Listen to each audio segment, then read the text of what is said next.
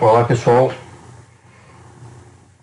eu estou apresentando aqui um exercício de teste de hipóteses para duas amostras, um exercício extraído do livro de Estatística Aplicada de Larson e Farber.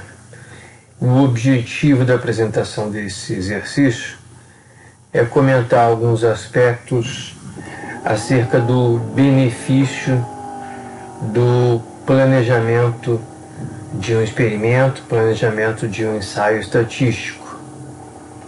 Mais especificamente, o benefício de trabalharmos com amostras dependentes ou amostras combinadas, amostras em par, sempre que possível. Bom, para isso, primeiro eu vou fazer uma leitura aqui do enunciado, que diz o seguinte: um instrutor de um curso preparatório para o SAT afirma que o curso melhorará as notas do teste dos estudantes. A tabela a seguir mostra as notas de leitura para 10 estudantes nas duas primeiras vezes que eles fizeram o SAT. Antes de fazer o SAT pela segunda vez, os estudantes fizeram curso para tentar melhorar a sua nota de leitura no SAT. Para alfa igual a 0,01, há evidência suficiente para aceitar a afirmação do instrutor? De acordo com o enunciado, de cada um dos 10 estudantes selecionados de forma aleatória, foram obtidas as duas notas. Primeira nota do estudante antes de ele fazer o curso preparatório e a segunda nota após ele fazer o curso preparatório. Nessa tabela apresentada aqui, a terceira coluna que não estava no enunciado, eu preparei de forma a agilizar minha apresentação. Então, por exemplo, para o primeiro aluno, a primeira nota dele antes do curso preparatório foi 300. E a segunda nota, após o curso preparatório, foi 400. A realização de teste T em par, ou seja, teste T para duas amostras dependentes, que é o tema aqui desse exercício, a realização desse tipo de teste envolve, para cada par, o cálculo da diferença. Eu posso fazer aqui a diferença da primeira nota menos a segunda nota. E dessa forma nós teríamos duas hipóteses. A hipótese nula é que a diferença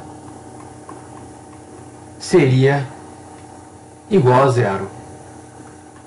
E a hipótese alternativa, se eu fizer a primeira nota menos a segunda nota, a hipótese alternativa seria que a diferença seria negativa, a diferença seria menor do que zero. O teste T para duas amostras dependentes, ele se transforma em um teste T para uma amostra de diferenças. Então nós temos aqui, na verdade, uma amostra de diferenças, onde cada diferença corresponde à primeira nota menos a segunda nota. Então, para essa amostra de diferenças, nós podemos calcular a média amostral, a média das diferenças, assim como podemos calcular a variância amostral e o desvio padrão amostral. A nossa estatística T vai ser calculada dessa forma. Nós vamos comparar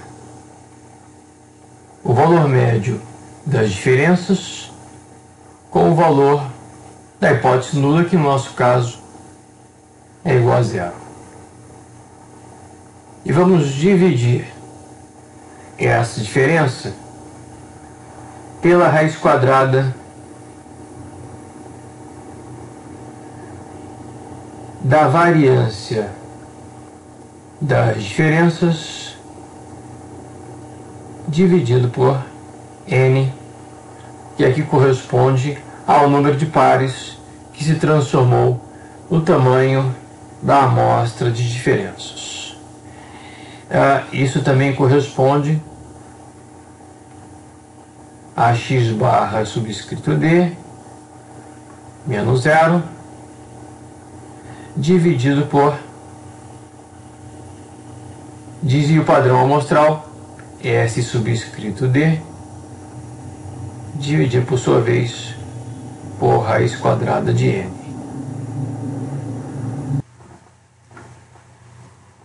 Bom, se fizermos as contas relativas a essa amostra de diferenças, verificaremos que a média amostral é 60, a variância amostral é 777,78, o erro padrão, que é a variância amostral dividido por raiz quadrada de n, esse erro padrão dá 8,819, e finalmente a estatística t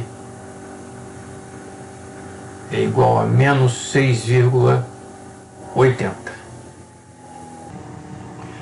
Bom, como próxima etapa, vamos verificar o valor crítico de t num teste unicaudal à esquerda para o alfa igual a 0,01 e para 9 graus de liberdade.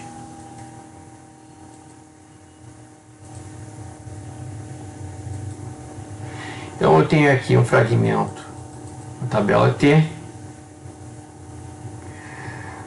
um alfa unicaudal igual a 0,01 corresponde à segunda coluna da direita para a esquerda. E para 9 graus de liberdade, nós podemos observar que o valor crítico é igual a 2,82 com o sinal negativo, menos 2,82, então o nosso valor crítico de t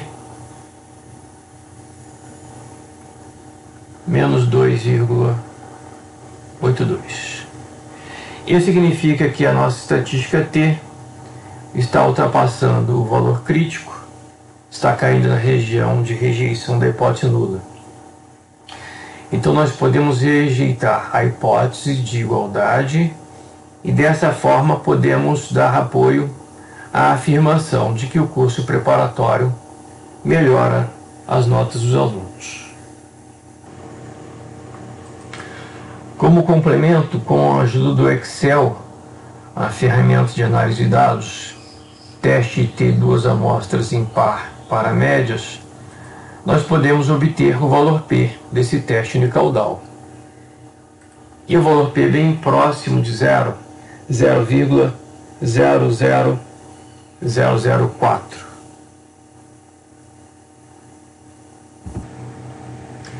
Mas se, por exemplo, nós não planejássemos bem esse experimento, esse ensaio, e não estabelecêssemos que cada aluno selecionado teria as suas duas notas comparadas, a primeira nota e a segunda nota, ou seja, se nós selecionássemos 10 alunos para avaliarmos suas primeiras notas e selecionássemos uma outra amostra independente, outros 10 alunos, e avaliássemos as suas segundas notas, quais seriam as consequências?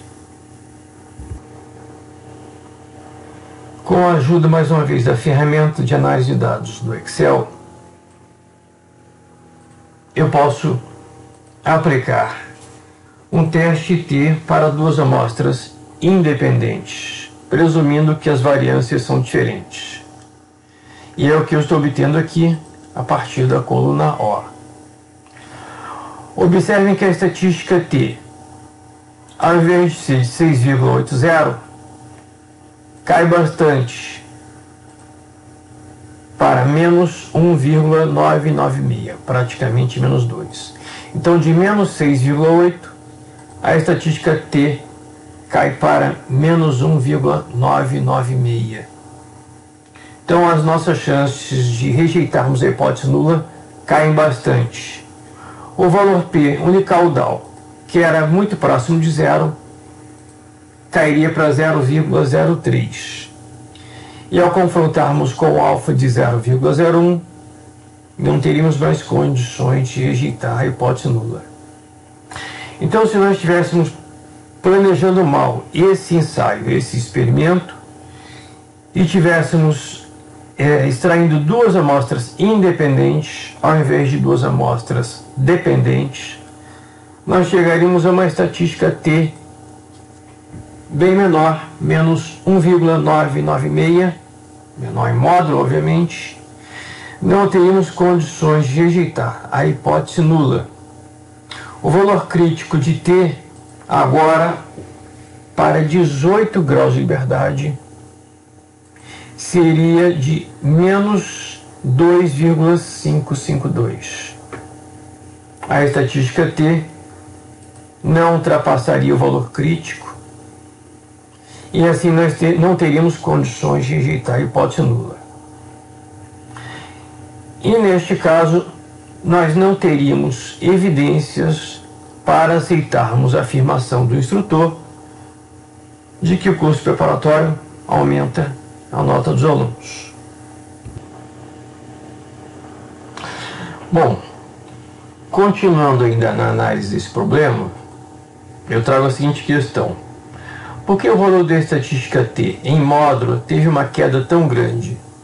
Que neste caso, se nós estivéssemos planejando mal o experimento, estivéssemos trabalhando com duas amostras independentes e não tivéssemos mais condições de rejeitar a hipótese nula. Porque, mediante o experimento mal planejado, o valor da estatística T em módulo teria tido uma queda tão elevada?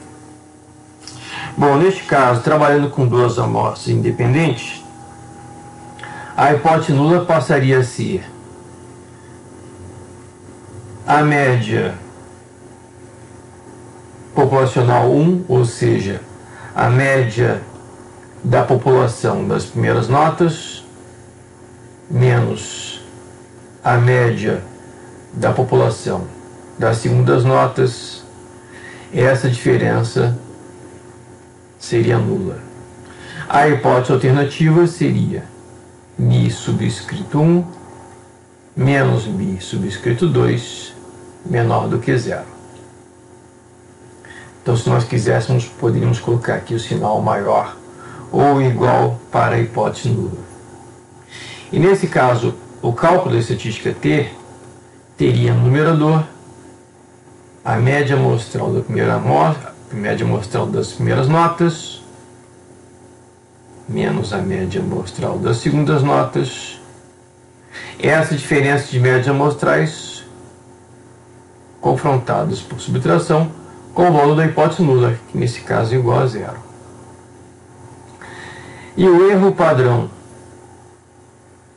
para duas amostras independentes, presumindo-se variâncias diferentes, o erro padrão seria a raiz quadrada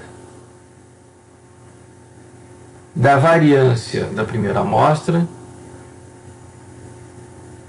dividida pelo seu respectivo tamanho amostral, mais a variância da segunda amostra dividido pelo seu respectivo tamanho amostral. Então, observem que o valor do erro padrão é bem maior do que quando trabalhamos com duas amostras em par, duas amostras dependentes, onde, naquele caso, o denominador, o erro padrão, era a raiz quadrada da variância das diferenças dividida pelo número de pares. Então, ao trabalharmos com duas amostras independentes, quando poderíamos trabalhar com duas amostras combinadas, duas amostras dependentes, nos leva a um erro padrão maior. Como consequência, temos uma queda da estatística T. E assim, a nossa chance de rejeitarmos a hipótese nula diminui bastante. Por último, gostaria de preparar vocês para a seguinte situação. Vamos supor que o enunciado não deixasse de forma explícita que se tratasse de duas amostras independentes ou de duas amostras dependentes, como, por exemplo, esse novo enunciado que eu coloco aqui.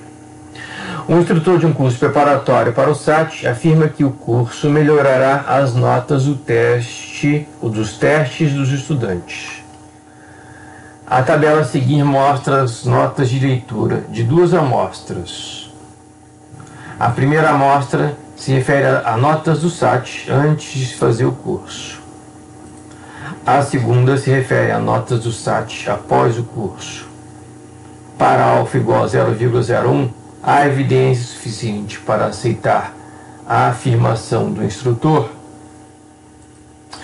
Então, o que eu quero que vocês considerem é que, mediante um enunciado similar a esse, onde não fica claro que se tratam de duas amostras dependentes ou duas amostras independentes, mas onde eu posso trabalhar com duas amostras dependentes, ou seja, eu posso considerar que, selecionado o primeiro aluno de onde eu vou coletar a primeira nota, automaticamente esse aluno também vai fazer parte da segunda amostra e eu vou coletar a sua segunda nota.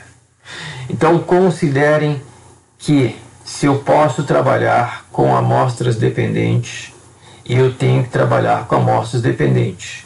Eu vou estar, assim, trabalhando com um experimento bem planejado.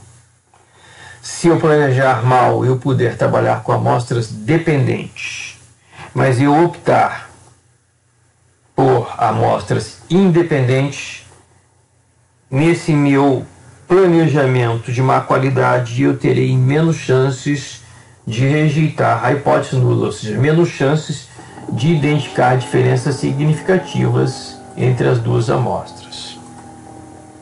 Então, mediante esse novo enunciado, mesmo eu não dizendo de forma explícita que se tratam dos mesmos alunos, de cada aluno eu retiro a primeira amostra e a segunda amostra, eu tenho que considerar que eu posso trabalhar da melhor forma amostras dependentes, amostras em par, ao invés de trabalhar da forma mais pobre, amostras independentes.